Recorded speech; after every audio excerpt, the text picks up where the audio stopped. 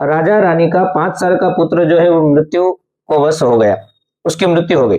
और अचानक से उसी समय पर नारद जी जो है वहां से निकल रहे थे। रानी ने नारद जी से प्रार्थना की कि मेरे पुत्र की मृत्यु हो चुकी है, कृपया आप तो बहुत बड़े संत हैं, आप उसको जीवित कीजिए। नारद जी ने बहुत समझाया कि देखिए, ऐसा है कि जब परमात्मा ने जिसकी मृत्यु निश्चित की रहती है उसी समय पर उसकी मृत्यु हो जाती है, और यह पूरा काल चक्र है, उसके अंदर जो है वो हस्तक्षेप नहीं करते।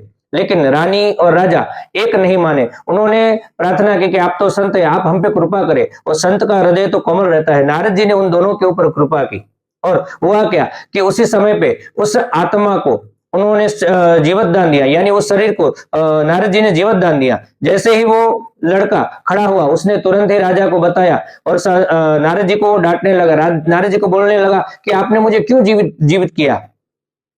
अगले जन्म में, पूर्व जन्म के अंदर राजा ने जो है मेरे पास से जो है वो पैसे लिए हुए थे, और हम दोनों जो है वो किसी कार्य के अंदर भागीदार थे, और मुझे यह उसके पास से ऋण लेना था। इसके लिए मैंने इसके घर के अंदर पुत्र के रूप में जन्म लिया था। अब मेरा ऋण समाप्त हो चुका है, अब मेरे इस शरीर की कोई यहाँ पर आवश्यकता नहीं है, आप जो है मुझे फिर से मुक्त करें, और राजा के साथ अब मेरा कोई भी संबंध नहीं है। ऐसे बोल करके उसने जो है वो वहां से विदाई ले ली, फिर से वो मृत्यु को प्राप्त हो गया।